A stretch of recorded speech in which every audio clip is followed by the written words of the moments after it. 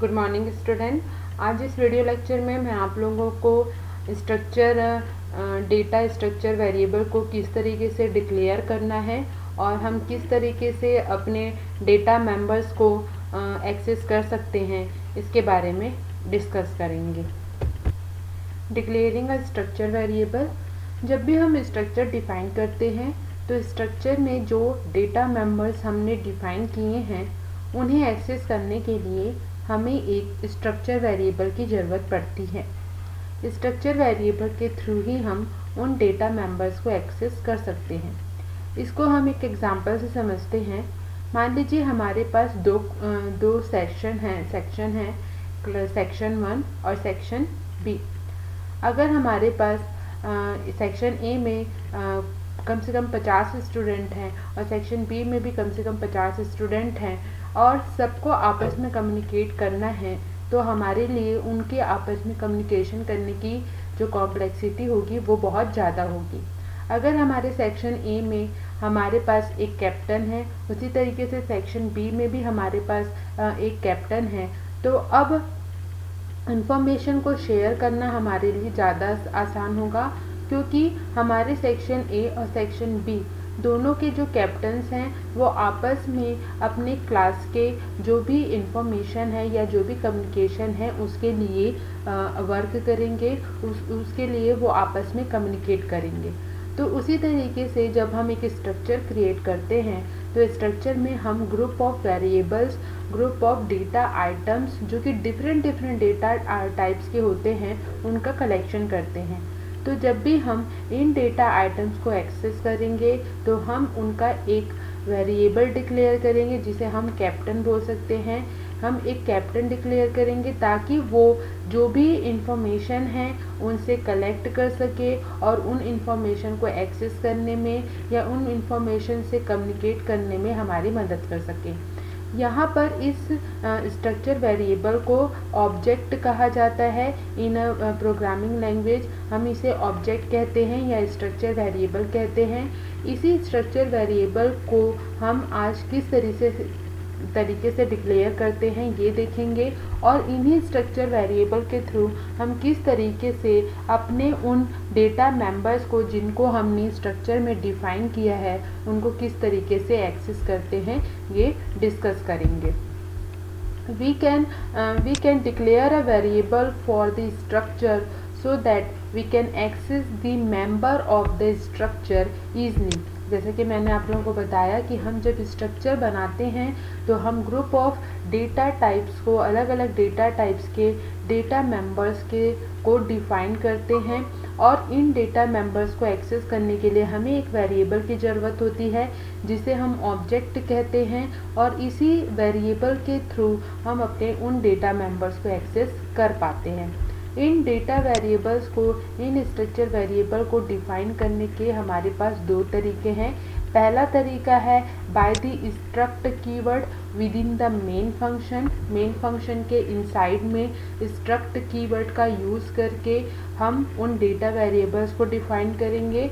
और दूसरा मेथड है हमारा by declaring a variable at the time of the defining the structure. और जब हम अपने स्ट्रक्चर को डिफाइन कर रहे हैं तभी उन डेटा वेरिएबल्स को जिनके थ्रू हम अपने डेटा आइटम्स को, डेटा मेंबर्स को एक्सेस करने वाले हैं उनको स्ट्रक्चर के डेफिनेशन के समय ही डिफाइन कर दें।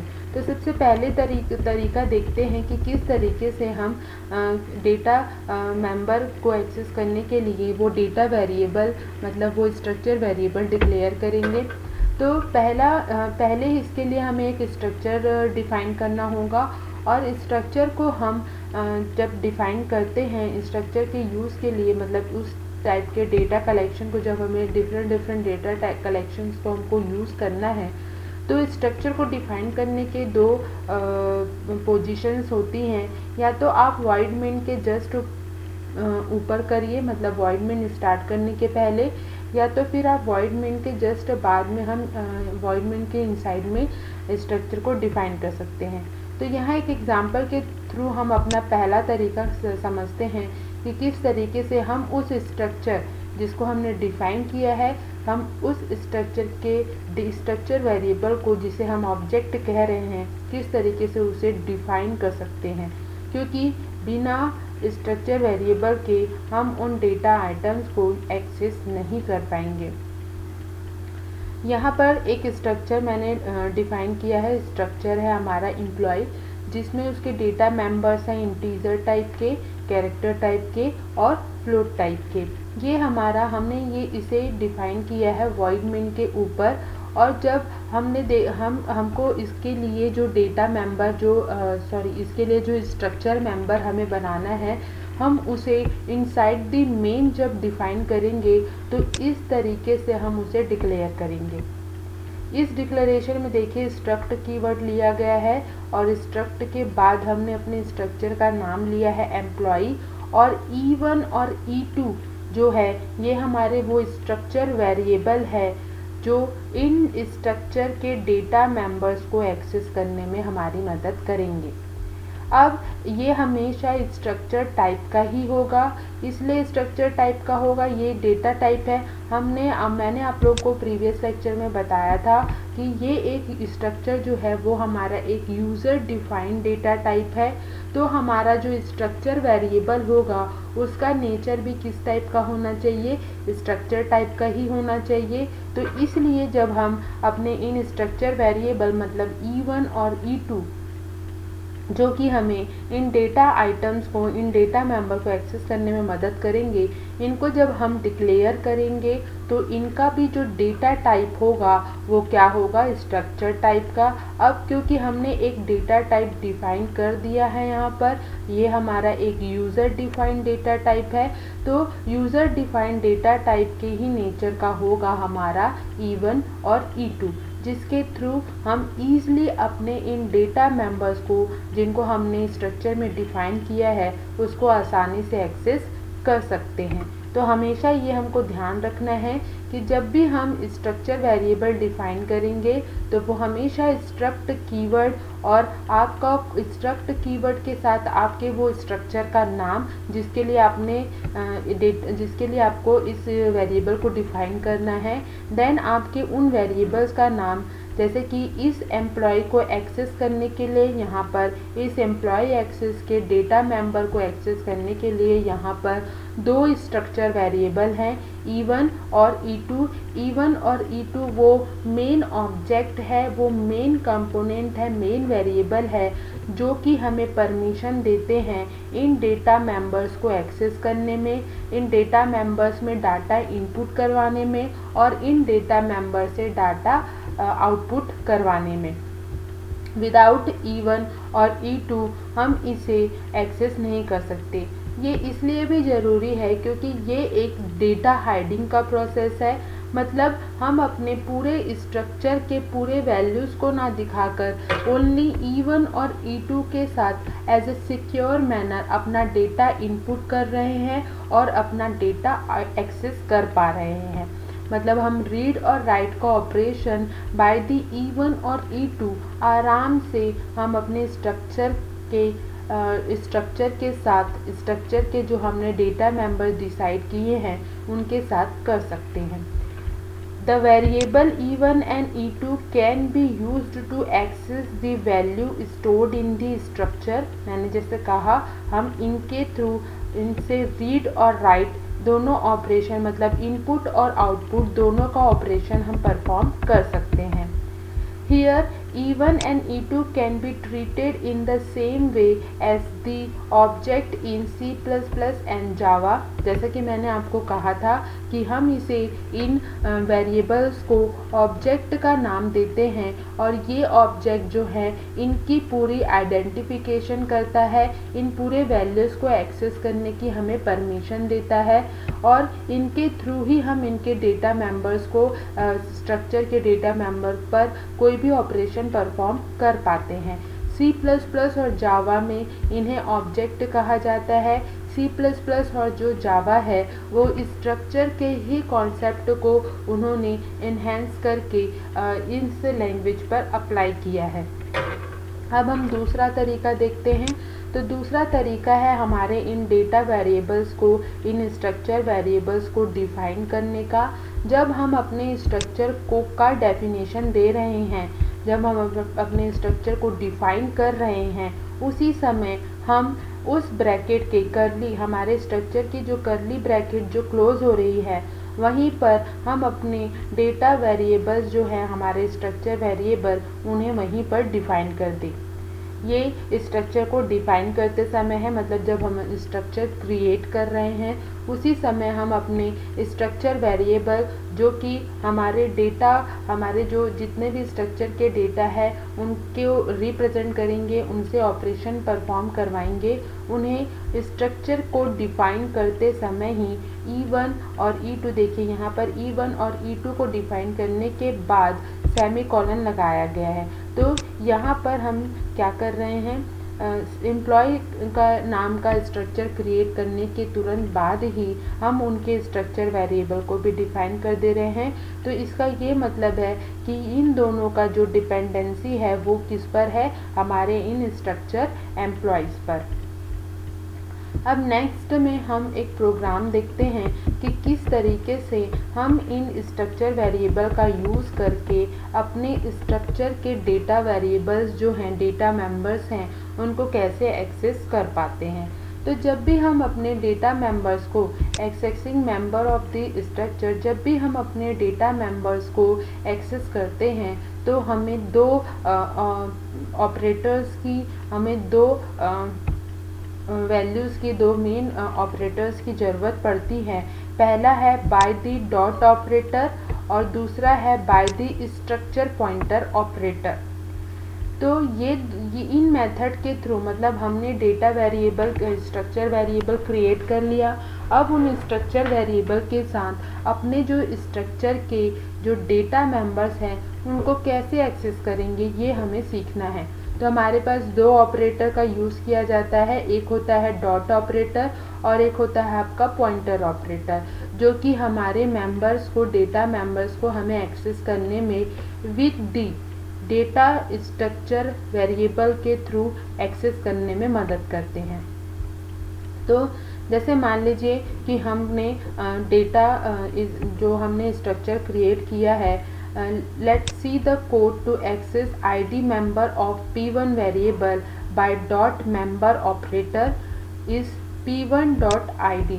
मान लीजिए जैसा कि मैंने अभी एम्प्लॉय स्ट्रक्चर क्रिएट किया था, तो अगर मुझे एम्प्लॉय स्ट्रक्चर के डेटा मेंबर्स को एक्सेस करना है, उनके जो डेटा मेंबर्स हैं उनको अगर एक्सेस करना है, तो मैं जो डेटा स्ट्रक्चर वेरिएबल मैंने क्रिएट किया था उसके थ्रू मैं किस तरीके से करूँगी, E1 dot ID,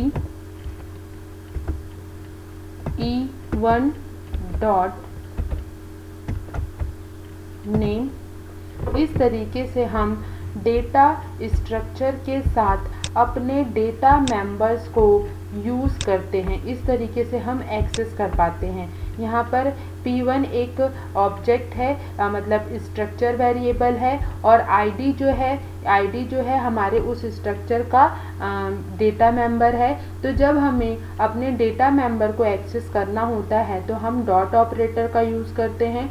dot operator जो है, इसका ये मतलब होता है कि इन दोनों के बीच में डॉट ऑपरेटर जो है वो कनेक्शन क्रिएट कर रहा है। E1 जो कि डेटा स्ट्रक्चर वेरिएबल है, तो E1 के थ्रू हम ID मेंबर्स को, अपने जो डेटा मेंबर हैं, हमने जो अभी प्रीवियसली मैंने आप लोगों को ये एक एग्जांपल दिखाया था, तो इस एग्जांपल में मैंने ID एक data variable, data member define किया है और E1 हमारा स्ट्रक्चर वेरिएबल है। तो अब E1 स्ट्रक्चर वेरिएबल के थ्रू इस ID को कैसे एक्सेस करना है, तो जब भी हम स्ट्रक्चर के किसी डेटा मेंबर को उसके डेटा स्ट्रक्चर के साथ एक्सेस करते हैं तो हमें इस तरीके से उसे एक्सेस करना होता है।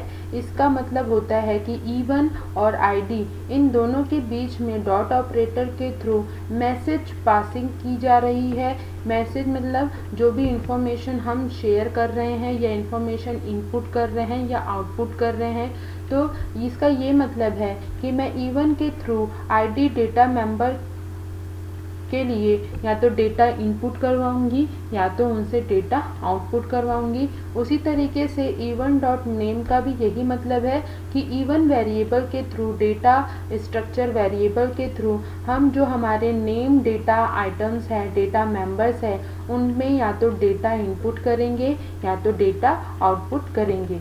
हम इसका एक प्रोग्राम देखते हैं तो हमारे लिए और भी इजी होगा इसको समझने के लिए। नेक्स्ट मैंने यहाँ पे एक प्रोग्राम बनाया है, बहुत ही बेसिक सा प्रोग्राम है। मैंने आप लोगों को प्रीवियस जो एग्जांपल दिखाया था उसी के लिए मैंने यहाँ पे प्रोग्राम क्रिएट किया है और इसमें हम डेटा को इनपुट करवाएंगे और डेटा को आउटपुट करवाएंगे। एक स्ट्रक्चर क्रिएट करेंगे जिसमें डेटा इनपुट करेंगे और फिर डेटा को आउटपुट करेंगे, मतलब रीड और राइट ऑपरेशन परफॉर्म करेंगे हम अपने, और देखेंगे कि किस तरीके से डेटा स्ट्रक्चर वेरिएबल के थ्रू हम उन्हें एक्सेस कर पाते हैं। तो सबसे पहले हमारा आपका हेडर फाइल इंक्लूड करेंगे। फिर देखिए एक स्ट्रक्चर क्रिएट किया है और मैंने आप लोगों को बताया था कि हमेशा हमें वॉइड मेन के जस्ट ऊपर में ही स्ट्रक्चर डिफाइन करना है। तो मैंने एक स्ट्रक्चर डिफाइन किया है, एम्प्लॉय नाम का स्ट्रक्चर है, उसके दो डेटा मेंबर्स है, इंटीजर टाइप का आईडी और कैरेक्टर टाइप का नेम डेटा वेरिएबल है जो कि हमारा स्ट्रिंग वेरिएबल है और इसकी डायमेंशन है 50 और यहाँ पर दो ही डेटा मेंबर डिक्लेयर किए हमने और एक जो है आपका आपका स्ट्रक्चर वेरिएबल डिक्लेयर किया है इवन, जो कि इन डेटा मेंबर को एक्सेस करने में मेरी मदद करेगा। यहाँ पे मैंने कमेंट में लिखा भी है declaring even variable for the structure. Next है हमारा मेन पोर्शन, मेन फंक्शन। हमने मेन फंक्शन स्टार्ट किया है। अब उसके बाद हम अपने इन डेटा मेंबर्स को अभी ये हमने सिर्फ इन्हें डिक्लेयर किया है, इसमें कोई भी वैल्यू असाइन नहीं की है। तो इन डेटा मेंबर्स को हम कोई ना कोई वैल्यू असाइन करेंगे। तो नेक्स्ट लाइन है हमारी even dot I D is equals to 101। मैंने इवन वेरिएबल के थ्रू, जो कि मेरा स्ट्रक्चर वेरिएबल है, उसके थ्रू आईडी मेंबर को कौन सी value 101 by the assignment operator यहाँ पर असाइन की है। इसका ये मतलब है कि जो इवन है, हमने जो आईडी वेरिएबल क्रिएट किया है वहाँ पर जो इसका मेमोरी लोकेशन है वहाँ पर इस वैल्यू को ले जाके उसको स्टोर करने में हमारी मदद करेगा। हमने आईडी को डायरेक्ट यूज़ नहीं किया है। हम प्रीवियस अभी जितने भी प्रोग्राम बनाते आ रहे हैं उसमें हम अपने वेरिएबल्स को डायरेक्ट यूज़ करते हैं। यहाँ पर हम अपने वेरिएबल्स को डायरेक्ट नहीं बल्कि उनके स्ट्रक्चर वेरिएबल जिनके थ्रू उन्हें एक्सेस किया जा सकता है उनके साथ करते हैं, और वो भी डॉट ऑपरेटर की मदद से, जो कि ये बताता है कि इन दोनों के बीच में क्या कनेक्शन है, किस तरीके का कम्युनिकेशन है। तो even dot I D is equals to 101 यहाँ लिखा है, जिससे आईडी में 101 जो है वो क्या हो जाएगा, स्टोर हो जाएगा। फिर स्ट्रिंग डॉट एच मैंने यहाँ पे लगाया हुआ है, तो हम यहाँ पर कॉपी कर रहे हैं स्ट्रिंग फंक्शन का यूज़ कर रहे हैं, प्री डिफाइंड फंक्शन का strcpy, जो कि किसी स्ट्रिंग वेरिएबल में या किसी स्ट्रिंग वेरिएबल में कॉपी करने के लिए, नेम को कॉपी करने के लिए यूज़ किया जाता है। तो हमने यहाँ पे प्री डिफाइंड फंक्शन का यूज़ किया है और हम सोनू जायसवाल को जो नाम है उसको अपने नेम वेरिएबल में कॉपी करना चाहते हैं। तो जब हमने नेम वेरिएबल भी यहाँ पे देखिए यूज़ किया है तो हमने लिखा है even dot name. Even dot name से भी क्या होगा, जो सोनू जायसवाल, ये जब लाइन एग्जीक्यूट होगी तो जो सोनू जायसवाल नाम का जो नाम है वो हमारे नेम वेरिएबल में क्या हो जाएगा, स्टोर हो जाएगा। और उस नेम वेरिएबल में उसको असाइन करने के लिए जो डेटा मेंबर है, हमारा स्ट्रक्चर मेंबर जो है, स्ट्रक्चर वेरिएबल इवन जो है वो मदद करेगा। इसका ये मतलब है कि जब भी हम इवन का यूज़ करेंगे तो हम अपने इवन का यूज़ डेटा मेंबर्स को, जो हमारे स्ट्रक्चर के डेटा मेंबर्स है, उसमें डेटा इनपुट करने के लिए और इन पे जो डाटा रखा हुआ है उसको उस मेमोरी लोकेशन से वापस से आउटपुट के फॉर्म में लाने के लिए यूज़ करेंगे।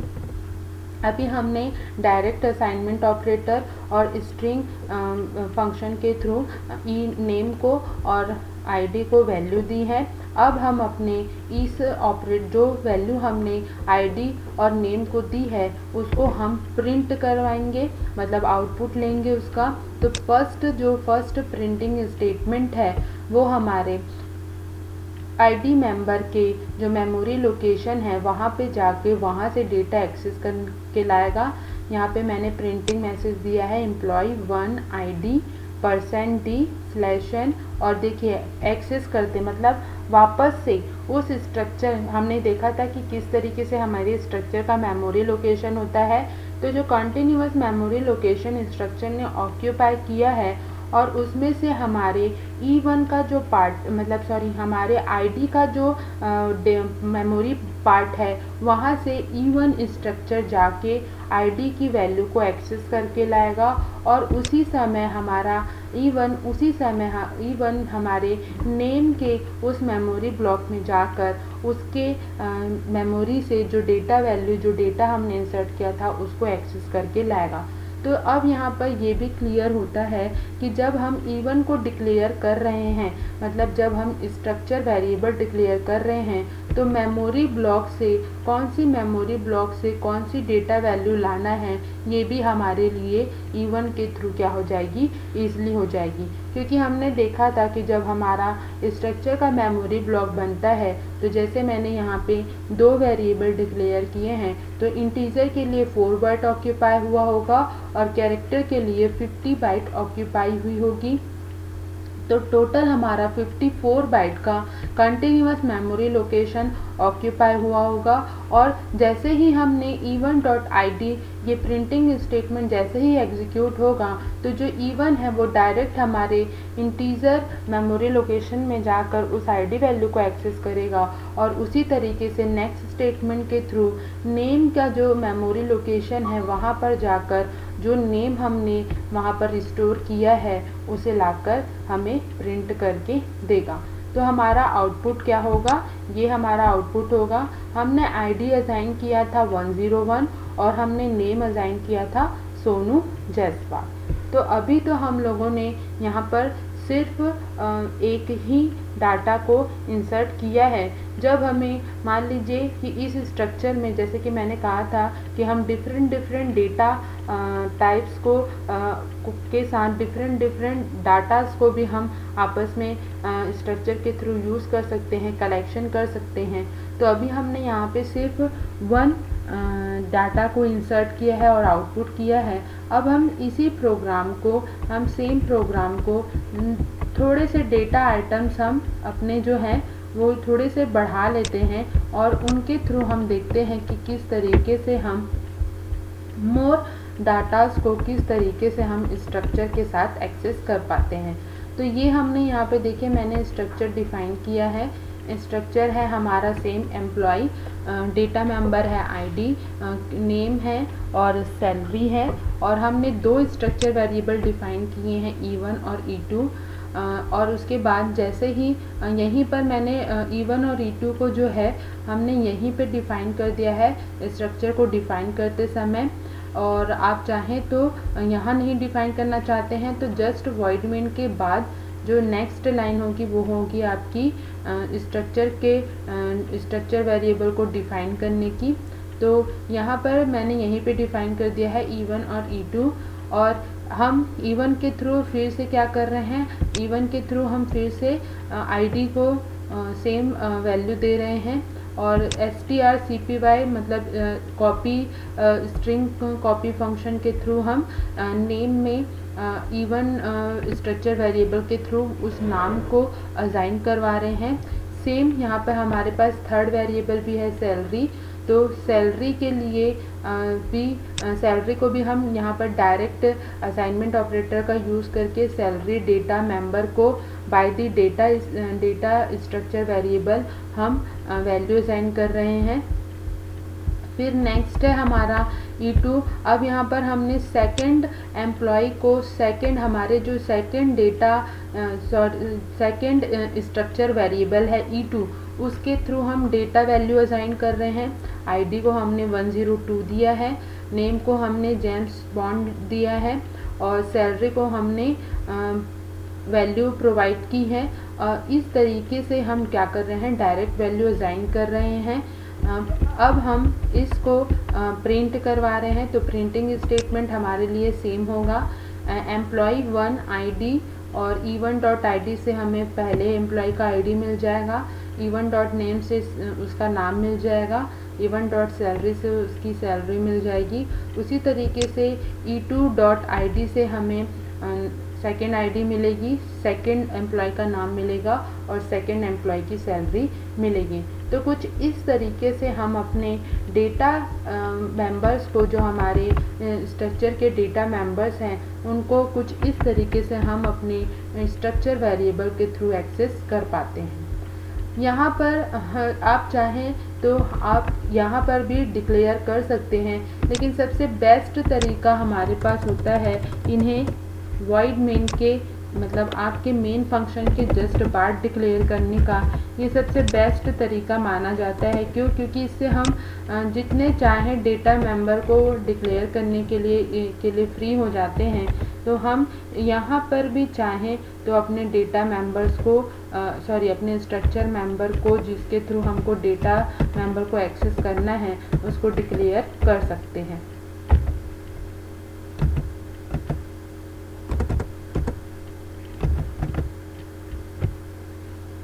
मैं एक थर्ड वेरिएबल भी डिक्लेयर कर देती हूँ ये, और इसके थ्रू अब हमें मान लीजिए इसके थ्रू हमें लिखना है third data variable, data structure variable हमने डिक्लेयर किया है, ये तीसरा स्ट्रक्चर वेरिएबल मैंने डिक्लेयर किया है। तो इसके थ्रू हम किस तरीके से स्टेटमेंट लिखेंगे, तो मैं यहाँ पर आप लोगों को लिख के दिखाती हूँ कि किस तरीके से हमें लिखना है। हम अभी मैंने यहाँ पर जितनी भी वैल्यूज़ लिखी हैं वो सारे मैंने असाइनमेंट ऑपरेटर, मतलब डायरेक्ट मैंने असाइन किया है। अब हम यहाँ पर जो नेक्स्ट स्टेटमेंट लिख रहे हैं, हम उसमें आपकी वैल्यूज़ को, जो हमारे नेम की वैल्यू है, उसको हम प्रिंटिंग स्टेटमेंट के थ्रू देखते हैं।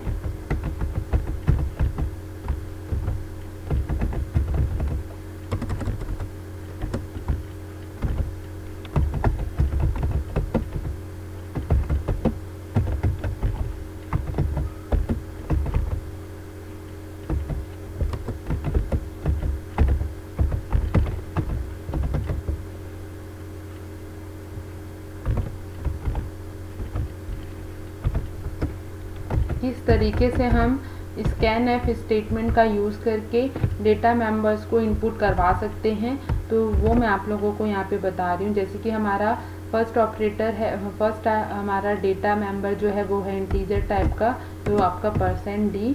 फिर उसके बाद आपका सेकंड है जो है वो स्ट्रिंग टाइप का, तो %x। और फिर जो थर्ड है वो आपका फ्लोट टाइप का है, तो %f। और एंड परसेंट अब हम यहाँ पर लिखेंगे, जैसे E3 हमने थर्ड, मैं आपको थर्ड स्ट्रक्चर वेरिएबल के थ्रू बता रही हूँ। ये इसलिए बता रही हूँ क्योंकि अभी हम लोगों ने यहाँ पर डायरेक्ट असाइनमेंट और स्ट्रिंग फंक्शन के थ्रू हमने सारे डेटा मेंबर्स को वैल्यू दिए हैं, लेकिन स्कैनएफ के थ्रू, मतलब प्रिंटिंग स्टेटमेंट स्कैनएफ के थ्रू हम किस तरीके से ये करेंगे। तो %d हमारा आईडी जो है वो इंटीजर टाइप का है, %s जो हमारा नेम है वो स्ट्रिंग वेरिएबल है, और %f जो हमारा सैलरी है वो फ्लोट वेरिएबल है। और E3 के थ्रू जो थर्ड स्ट्रक्चर वेरिएबल मैंने यहाँ डिक्लेयर किया था, उसके थ्रू हम कैसे इस स्टेटमेंट को लिखेंगे। तो यहाँ पर E3.id comma %, E3.name comma %, E3.salary।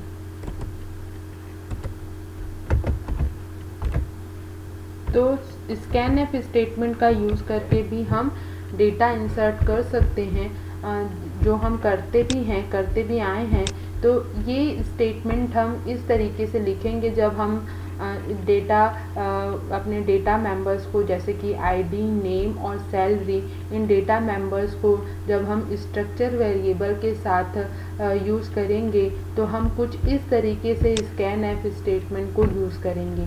अभी मैंने इसमें दोनों में आप लोगों को इनको डायरेक्ट वैल्यू असाइन करी थी बाय द असाइनमेंट ऑपरेटर, लेकिन जब स्कैनएफ स्टेटमेंट का हमें यूज़ करना है तो किस तरीके से हम स्ट्रक्चर वेरिएबल के थ्रू अपने डेटा मेंबर्स को वैल्यू असाइन करेंगे, तो कुछ इस तरीके का स्टेटमेंट हम लिखेंगे।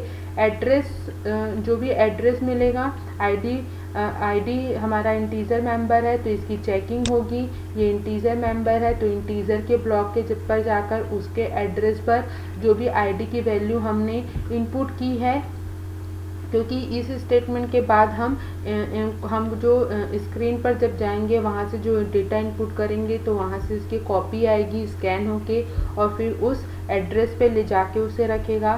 सेम वैसे ही E3 के लिए होगा, सेम वैसे ही नेम के लिए होगा। नेम का जो एड्रेस है हमारा मेमोरी एड्रेस, उस पर जो वैल्यू हम इंसर्ट करवाएंगे वो वैल्यू जाकर उसकी एक कॉपी स्टोर होगी। और सेम वैसा ही किसके लिए होगा, सैलरी के लिए।